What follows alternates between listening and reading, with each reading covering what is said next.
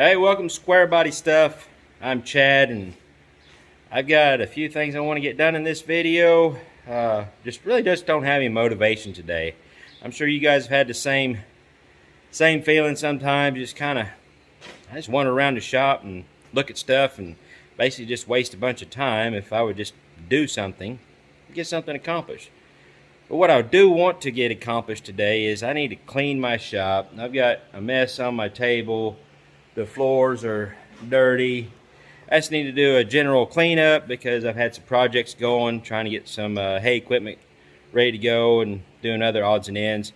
So I need to pick up my mess and get ready to do another project. What I really want to work on today, what I need to get done is I need to get this radiator that was very, very generously donated from Ugly Truck Experience YouTube channel. Go check them out. That radiator came out of a truck that they'd done an LS swap on, and they replaced the radiator, so that one will fit right in place of the radiator it's in. Let's see, oh, there he is, he's right there. Oh, cream puff radiator in him it's been repaired and it's got some bad spots. It still does okay, but it leaks down a little bit. But I'm gonna go ahead and replace it since I got a good radiator. But first I got to clean up the shop so I get him in here and not be messing around with that mess. Now let's get this mess cleaned up. All clean.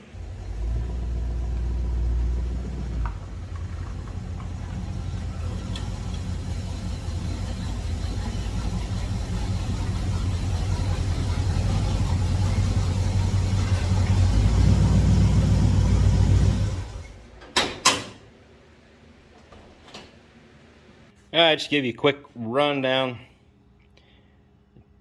To give you guys a quick rundown, what we got going on here is I'm going to take this radiator out and put that nice fancy aluminum one in there without that fan, because I've already got dual electric fans set up. I do believe these are actually Ford Windstar van fans. I think it was a 96 Ford Windstar that I took them out of. They work really good. They pull a lot of air. So that's what I had at the moment. So that's what I put in. So I'll unplug those, drain the coolant, and get everything out of there and put the new radiator in. Should be pretty straightforward because the new radiator is a direct replacement. So I'll just kind of set the camera up and take you along for the ride. Wah, wah, wah, wah. So, I had to take a break from working on Cream Puff because I was planning on doing the radiator and everything. Had to go take care of some stuff on the farm and left him in the shop. Come back and his the front seal and transmission is pretty much just gone. I've been fighting a leak. Well, not really fighting it. I've just been adding fluid to it for quite some time now. It hasn't been a real bad leak yet. And I've even had the seal for probably like 6 months, and the pan gasket and filter kit and all that. But apparently he wants his front seal replaced more than he wants his radiator replaced, because that's all I'm going to have time for today probably. So I guess I'm going to jack him up and pull his transmission and put a front seal in. And that's just the way it goes sometimes. Plan one thing, and these trucks make up their mind to give you something else to do. I just don't have a whole lot of time right now because starting day after tomorrow, it's going to be hay season. And during hay season, we just don't really have time for anything else unless it rains. But I don't want this truck just sitting here not being able to be driven and waiting for rain, because we're not looking for rain, or they're not calling for rain for another maybe week or so around here. It may be longer, I don't know. So I may not have time to work on this except for today. So I'm going to jack him up, get him up in the air, start getting bolts out and everything, pulling the transmission. I got the battery unhooked and got my light and camera set up underneath here, so you guys have something to see. Don't know how much of this I'm actually going to put in video, probably just more of a time-lapse thing. first thing I'll do is drive shaft and all the little odds and ends, like the torque converter inspection plate cover and the shift linkage, speedometer cable, of course the vacuum line for the modulator, and I may wait to the transmission lines till later, not real sure. Then cross member. That's just kind of short rundown of what I'm going to be doing. So just stay tuned. We'll see what happens.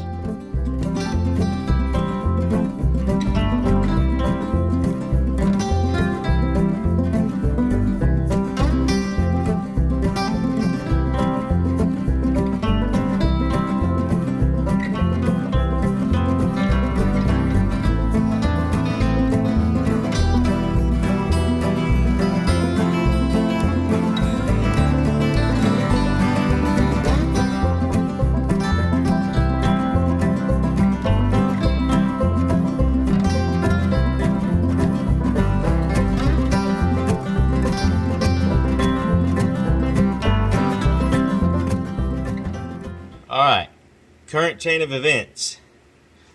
Got the drive shaft undone.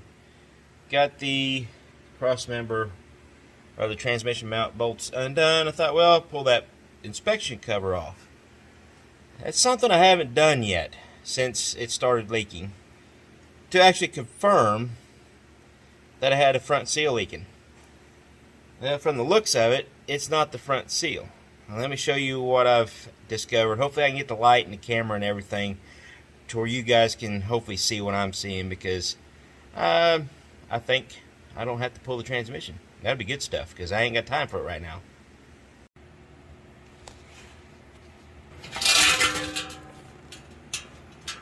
Okay, first off I'm going to show you the pan, or the inspection cover.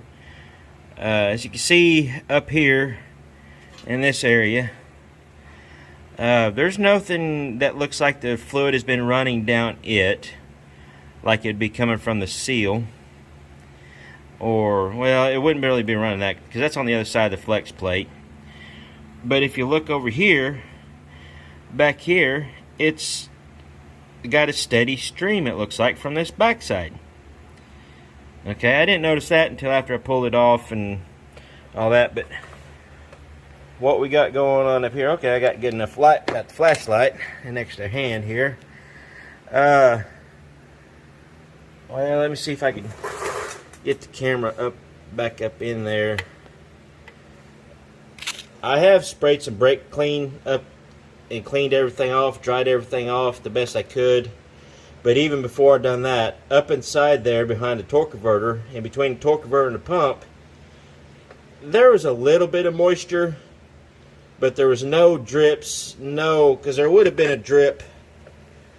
You can't really see it with the camera, but right at the bottom of that seal, the housing where the seal is, there should have been a real good drip or a lot of accumulation up inside of here, but there wasn't. It was all on the outside. And as you can see, let me turn that flashlight off, get my fingers up in here. This was, get the focus, there we go. This was completely dry just a few minutes ago till I got my camera ready, because while I was doing the drive shaft stuff, my camera shut off because it was too hot, something, I don't know. Things are just going wonky for me today. No big deal, we'll get it all figured out. Let me zoom out just real quick. Okay, now this was all dried off. I cleaned it off with brake clean, blew it off with my air hose just to see if I could find where it might be leaking. Well, look at here, it's already wet right here, and around this bolt over here. There may be a few other places, but I'm pretty sure it's just my pan leaking instead of the seal. So if I had more time, I'm already set up for it, I would probably go ahead and pull the transmission just in case, but I don't have time today. So I do have the pan gasket and the filter and everything, so I'm gonna go ahead and pull the pan and replace the gasket, put a filter in it, You know, who knows how old the filter is. I've never replaced it. But as you can see, as we've been talking, that's been steadily getting a longer drip. So, and as much fluid as what was on the floor, I would say most of it has leaked out up to this level in the pan, so it probably won't be too up.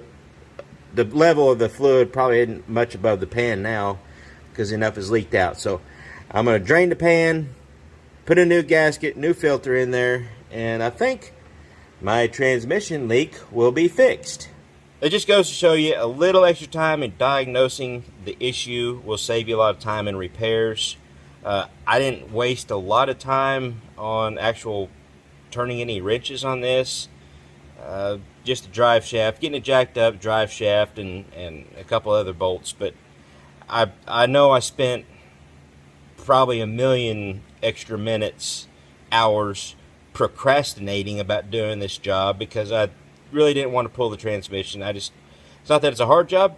It's just time consuming, and my time is, I don't have a lot of it right now with everything going on with the hay season and just everything. So yeah, if I would have just looked under here and really inspected, pulled that cover, I wouldn't have had, I probably spent who knows how much in transmission fluid just avoiding pulling the transmission. I didn't have to do that. So learn from my mistakes. Yeah, that's the lesson here, folks. Learn from my mistakes. If you have a leak, if you have an issue, dig into it, figure it out. Don't assume anything. So with all that said, I'm going to get my drain pan under here and get this pan drained out and get a new gasket and filter in there. So maybe this will be a how-to on how to replace your filter in your transmission. I don't know. That's the best I've got with what's going on now. Alright, I got the light blocked with my fat head. So I'm going to show you what I've found out. I'm not going to pull the pan because I'm lazy. I don't have time for this right now. Not saying this is the best thing to do. I mean, if you're this far, you might as well do the pan and all that stuff. But time is of the essence right now. So I'm going to show you what I found out. Now, I haven't done anything to these, but these bolts were just kind of hanging there. I haven't checked this one yet. It's a little tight. Let's check. That one's a little tight. But these front pan bolts were completely loose. So I think just because for time constraints and stuff, I'm going to just tighten these up and keep an eye on it. Like I said, this is not something I suggest to do. The proper way to fix this is to pull the pan, replace the gasket and filter and stuff while you're here. But, you know, sometimes you just gotta do what you gotta do to get things going. If you got a lot of other stuff going on like I do right now. So I'm going to go ahead and tighten these up. Hopefully that'll fix the leak. Put everything back together. Okay, I've tightened every bolt. Every bolt was loose. The front two are the loosest, but the rest of them were just barely over finger tight. So I tightened up all the bolts and cleaned it off again. And I'm going to let it sit for 15-20 minutes. Maybe have me a beverage or something to console myself. Well, let's let it sit for a little bit and see what it looks like. Well, it's not leaking anymore. No more moisture anywhere. I went ahead and put the drive shaft and everything else back together. All I got left to do is the inspection cover. I'm going to clean it up, put it on, but in that whole time, it's probably been half an hour, there's no more drips or wet spots on this pan. So, but the radiator will be in another video. I think I've strung this one out and it's taken some twists and turns and everything else. So I'll put the radiator replacement in another video, so stay tuned for that. Until then, check your do some proper diagnosis before you tear into something, so you don't end up making mistakes like I did.